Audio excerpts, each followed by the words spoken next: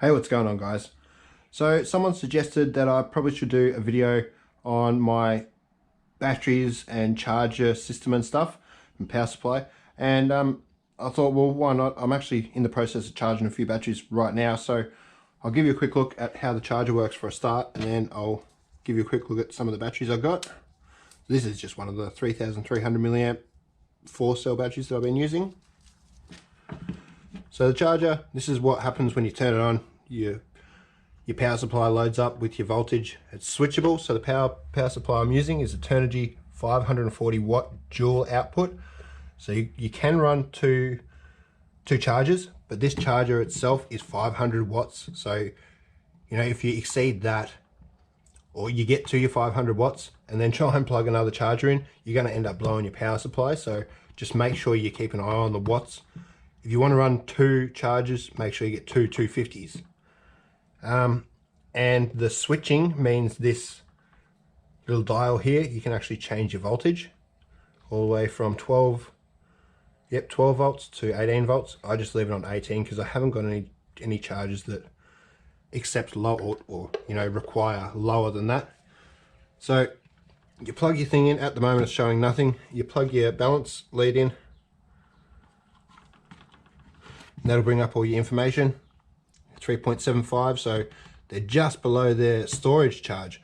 If I wanted to, I could have left this for, you know, a couple of days without having to charge it, but then I would have had to top it up to at least its balance state. 3.8 volts. And you plug these power leads in. You push your button on the side. This is a button and a scroller. You go up to here and you can pick high voltage, Lipo, lithium ion, life. I can't remember what the chemical compound for the life is. PB, I think, is the lead acid batteries. And then you've got your NiMH and CD, which is nickel metal hydride and nickel cadmium. So we need lithium polymer. We need, yes, I know some people may contact me about this, but I do charge my batteries to 4.25 volts. If you look here, it's got a thumbs up on the 4.2 volts. That's required. You should not exceed this with batteries because that's just their safe voltage level. I've never had a problem charging on 4.25 volts, but don't do it if you're not sure what you're doing, because you can kill batteries by doing that. And we can't run it on 4.2 amps because it's only a 3300 milliamp battery. So we've got to go to 3.3 amps and push start, and that's it. That'll start charging. It'll bring all your amps right up to the 3.3 that you need, and the milliamps will start jumping up. That's the whole process of my charger. A bit longer than I expected, sorry guys. But now I'll just show you a quick couple of batteries, you know, what I sort of do to store them and charge them. So up here are all my charged batteries ready to go, as well as in here, they're ready to go as well. And yeah guys, we've got an absolute mess in here because we were asked to move out, and then the owners sold the house, and then the new owners asked us to stay. So we're here, but we just haven't cleaned up yet, so I apologize again for that as well. Down the bottom here, I've got my stored batteries, so they're sitting at their storage charge at the moment. Well, I might have to check a couple because they've been sitting for a couple of them around about 3 weeks. Maximum, you should never ever leave a battery sitting on storage for more than maybe 4 weeks, because you will find they'll drop. You'll have to put them back on the charger and just top them up to the 3.8 volt or 3.85, depending on what you prefer. 3.85 is fine to store at. So some of the batteries I use, these are my WL Toys World Record Car batteries, the Tattu R-line 1550 milliamp 120C. That's the whole reason I use these for my speed car, because they're very high current. Yeah, 4-cell. I've got this giant 4-cell 8000 milliamp, but it's only 10C discharge, and that's not really Well, it doesn't really work for my sort of cars because I want speed, and you're not going to get speed out of a 10C battery. Even though the C ratings are a little bit over exaggerated. So we've got a bunch of 2-cell Fluorions. I use them for the yellow HBX, that strange sand buggy thing. As you can see, I've got a few of them. They're not as bad as people say. I have had a few that have puffed up, but they're not too bad for the price. They're cheap. Another 2-cell battery that I've barely used.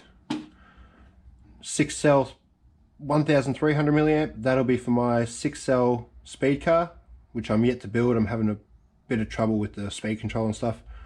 4-cell 1600. The questionable Zeee Power batteries, only because I use them in my X-Max and they just don't like my X-Max for some reason. They puff up every time and just get stupidly hot. The tiny ones in the back are just the little drone batteries. I didn't actually show you the ones up here. The 3300 milliamp 4-cell that I use. The 4500 milliamp 4-cell that I use. This is the 4200 milliamp HSP. Well, I don't know if that's the brand of the battery, but that's the car that I got it with was the HSP Truggy, the 1/8 Truggy 4-cell. And 2 of the big 6-cell 3300s, just sitting there waiting for my Kraton EXB. They haven't even had the plug soldered onto them yet.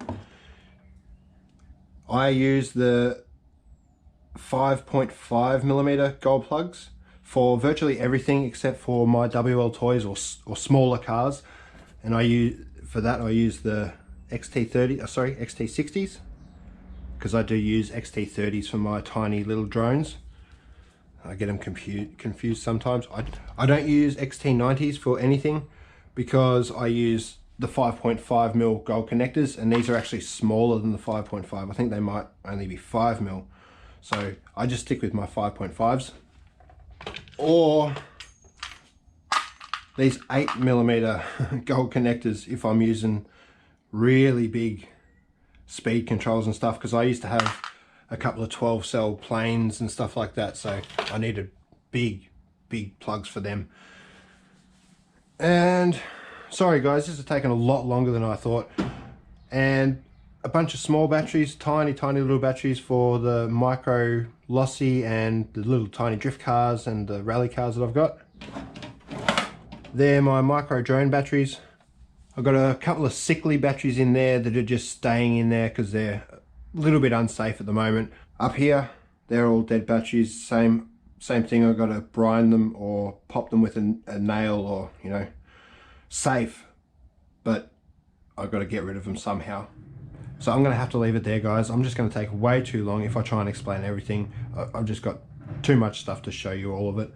Now, I just want to say quickly, thanks heaps to anyone that's requested, or not even requested, just put their suggestions out there, because just having a goal to aim for really helps with my memory problems and even my speech. I think I've actually noticed a little bit of a change in my speech just from doing the YouTube thing. So, as I said, I'm just going to take up too much of your time if I keep trying to explain everything. So cheers guys, catch us in the next video, and as always, stay safe.